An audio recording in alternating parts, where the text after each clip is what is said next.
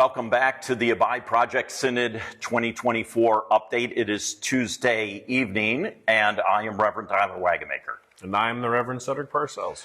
And Cedric, we are here at Calvin Seminary, just again across the pond from Calvin University, where Synod has been meeting over at the chapel. And it's fitting, actually, that we're here in Calvin Seminary because one of the very first things that they did today, that Synod did, the delegates, is they got to meet the graduates who all went through the process of becoming candidates, now eligible for call, because yesterday Synod approved all these delegates, these candidates, and said now you can candidate, you can be eligible for call in the churches of the Christian Reformed Church. And we got to meet about half of them. In person, pray over them. It's kind of a worship service in many ways, actually. And a time of giving thanks to God, a lot of prayer, a lot of rejoicing. Cake afterwards. That's right. Vanilla cake. Good cake. It was good cake. Some marble cake. I'm a chocolate kind of a person, so I went right for anything that had chocolate in it. So marble was what they had. And it was a way to celebrate. Cake is always a good way to celebrate on there.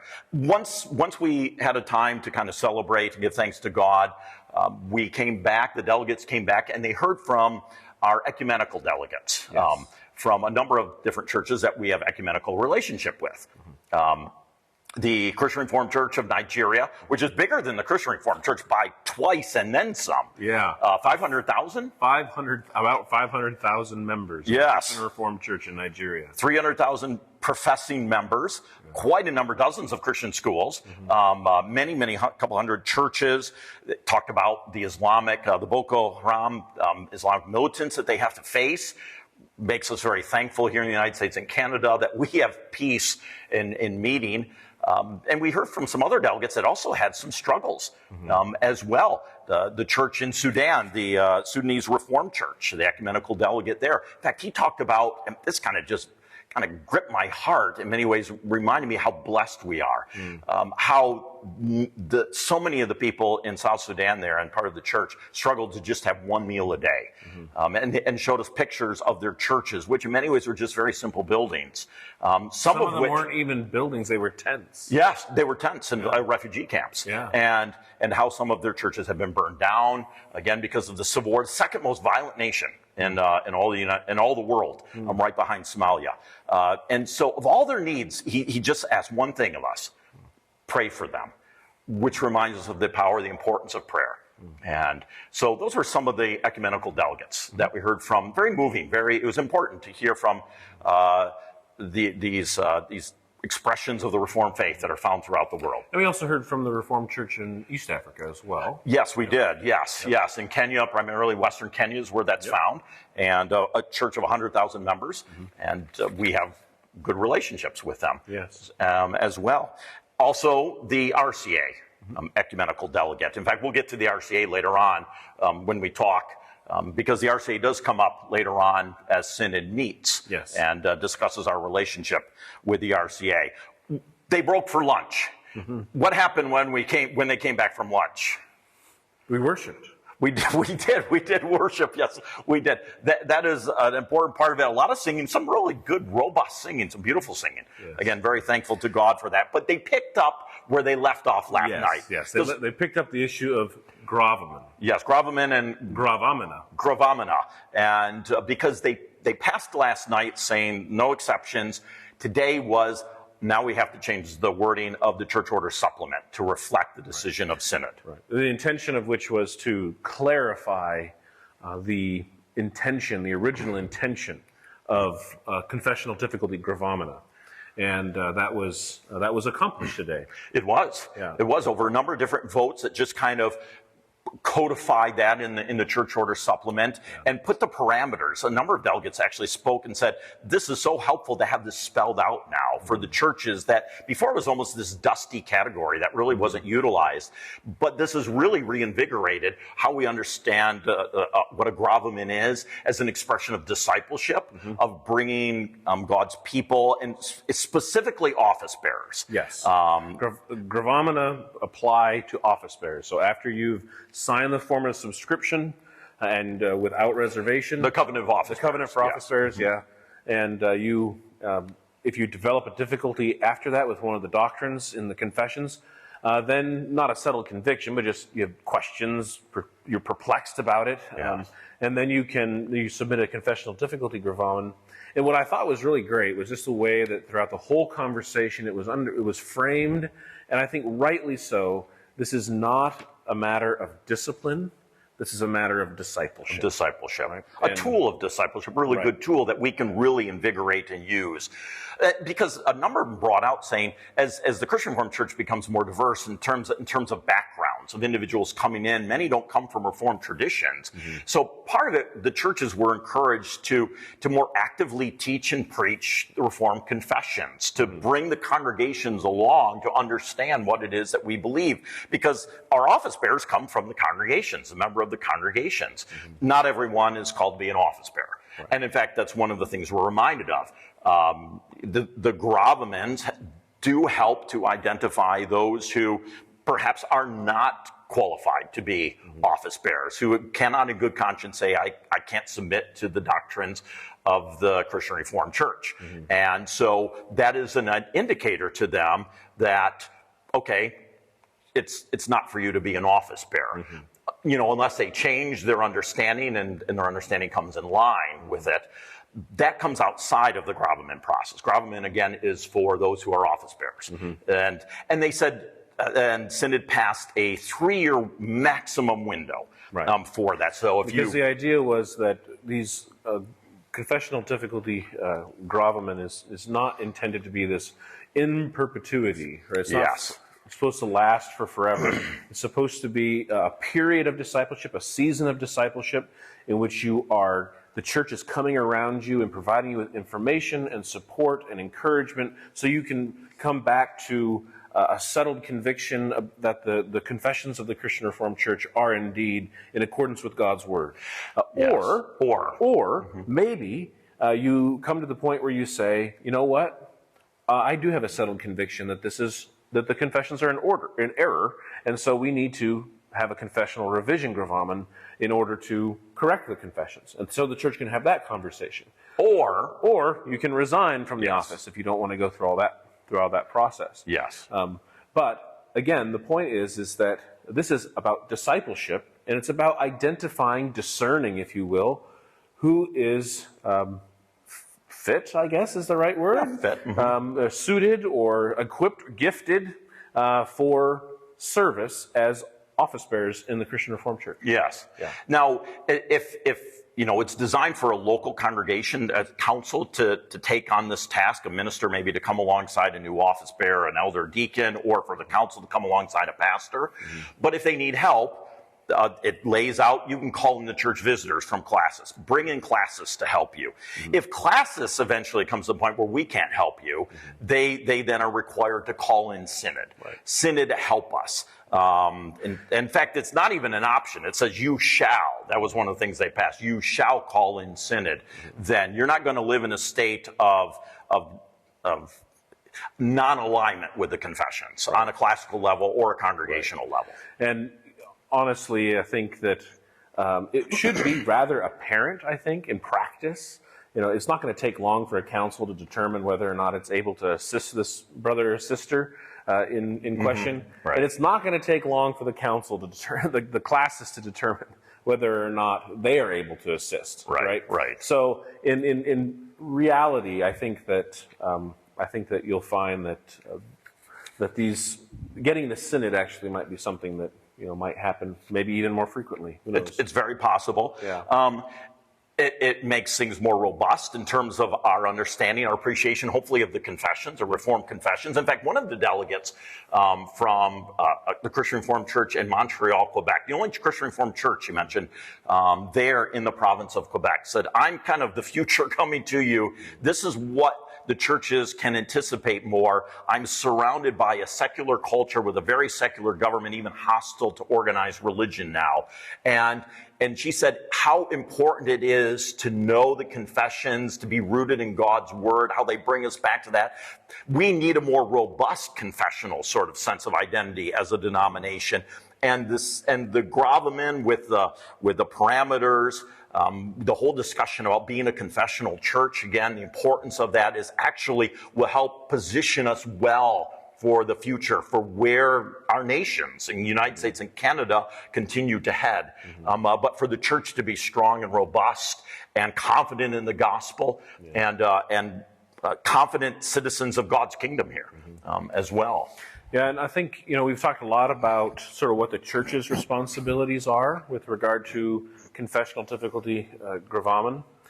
We have, the churches to come around the office bearer and to support them and encourage them. Yes. But we also, for some of the changes that were brought to sort of clarify the nature and how this process is supposed to work, falls on the office bearer as well. So it's things you might expect, things like not teaching contrary, counseling contrary, pastoring contrary to the confessional teachings of the church, engaging in a good faith endeavor to come into alignment with the confessions.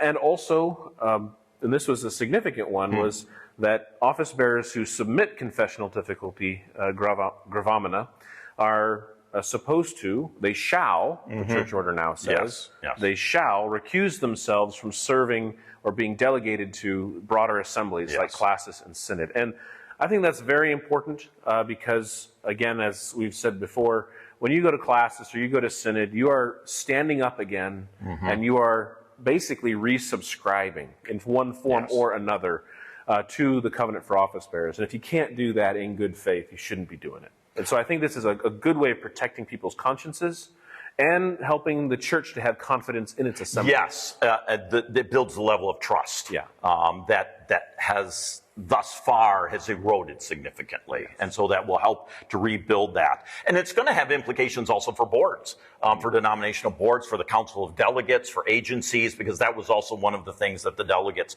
overwhelmingly passed, was to say these boards, these agencies, the Council of Delegates themselves, your policies that you have in regards to gravamen or exemption, some of them use that kind of language, bring that into more conformity and into alignment with what Synod has said. Synod is led, Synod is mandating for, let's say, the Council of Delegates, which is an ecclesiastical organization. This is what you shall do. For other organizations with some legal issues, concerns with their own kind of independent boards, like Calvin University, for instance, Synod is leading now board of trustees, the board members who compose the board be in alignment with the denomination, but now then also to examine your policies, report back to Synod next year, and tell us how your policies are in alignment or not, how they are different than how the denomination has come down on. Well, I think, you mentioned Calvin University in particular, and that was another issue that was dealt with during this session of Synod, and there has been a lack, an erosion of trust, I guess you could say, between many members in the Christian Reformed Church and Calvin University. And the Synod, wanted to come out in this session, and it wants to say, we want to acknowledge the fact that Calvin University is seeking to be a confessionally reformed university. That is their stated goal. Yes, that's their aim. It is. And we believe that they are good faith attempt to do that within the context of an academic environment. Right. In addition to that, we said, in order to help us rebuild that trust in the university, the Board of Trustees needs to study how it can bring its gravamina process into greater alignment with the Christian Reformed Church's understanding of gravamina, and in order to rebuild that trust and to establish that, because I'm an alumnus of Calvin University. As am I. As you are. Yes, we could sing again the alma mater song if you would like here. This is a true test of love of Calvin University. So I sang it once. Okay, then we will. Maybe another video we will sing the alma mater song of Calvin University. But we do love the university, and it has our affections, and as the seminary does.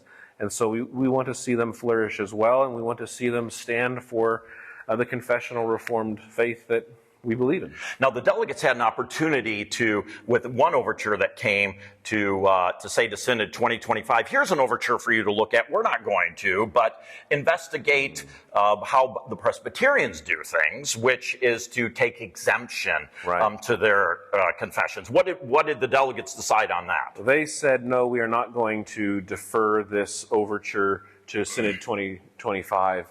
We just got done saying that there are no exceptions to the confessions, and we are not going to even consider at this point the creation of a way in which you could start taking exception to the confessions. Right. And I think part of the issue is, trying to apply the Presbyterian approach to the Reformed approach of our confessions. It's like having, as one delegate put it, Apple versus the iPhone versus an Android. And the three forms, he said, that was the iPhone. So that was the Apple product. So especially if you're a fan of Apple, which most people have more apples, I guess. I know. Three forms is better, of course. And so there's so many. It's really comparing apples and oranges in a lot of ways.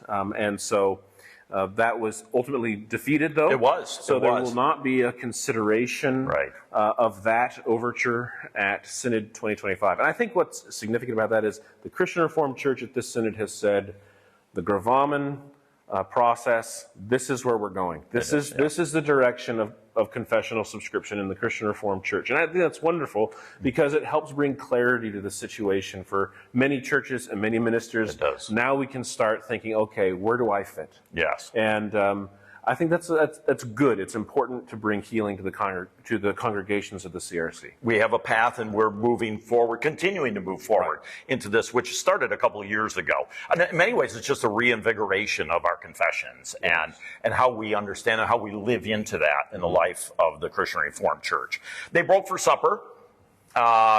Meals are important.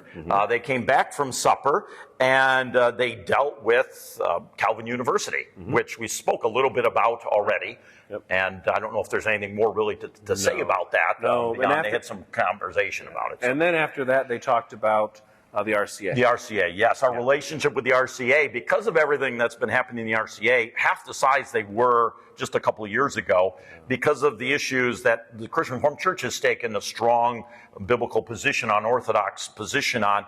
The RCA, on paper, has a similar type of position, but has not lived it out at all. And so that has caused questions about our relationship with the RCA, our swapping a pulpit so easily, an RCA pastor coming without any questions to CRC pulpit and vice versa. Yeah, and it's really interesting. We were just talking about CRC ministers and they're not being able to take exception to our creeds and confessions.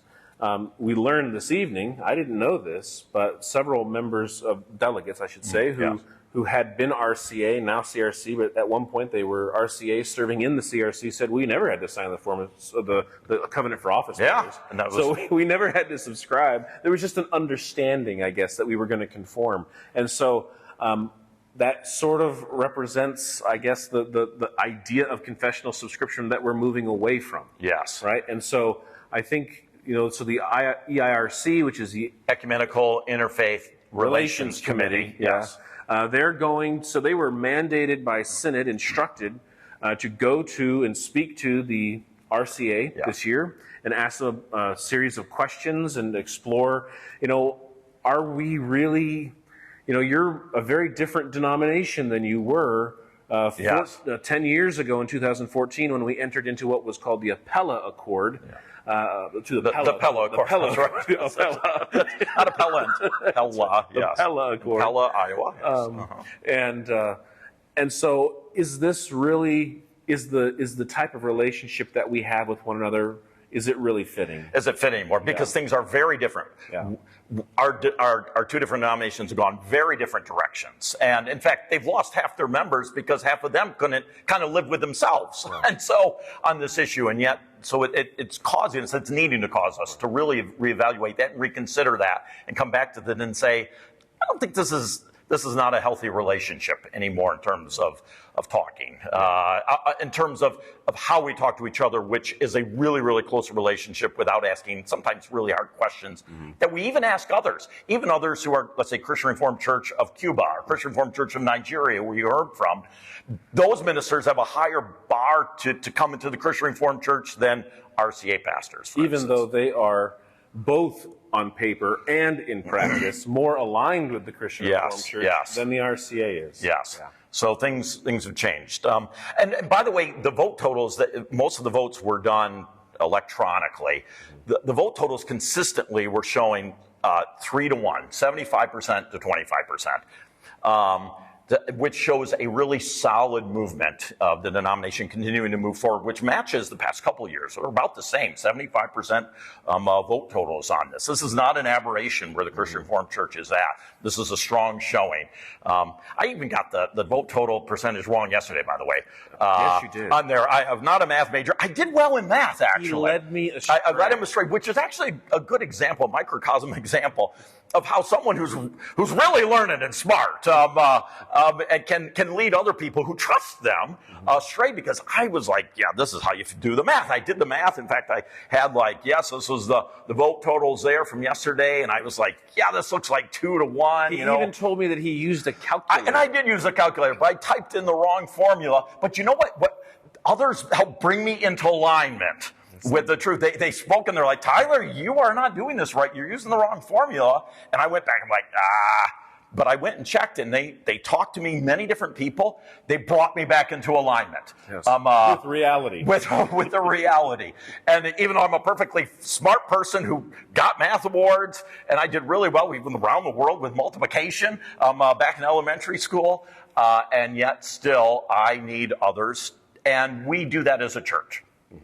We need others to speak into their lives, even when we're really smart. Yes. And even when we're really clever and think through things, we can overlook things. We can have blind areas, and that's why we need the church. That's what a gravamen process is, a discipleship process. Right. And so we're very thankful for that. Yes. We're looking forward to what Synod is going to talk about tomorrow in terms of some more lively debate, discussion, of the weightiness of it tomorrow. Tomorrow will be some matters of discipline, some executive sessions as well, most likely. And so until then, we will meet together, and we will have another update tomorrow evening.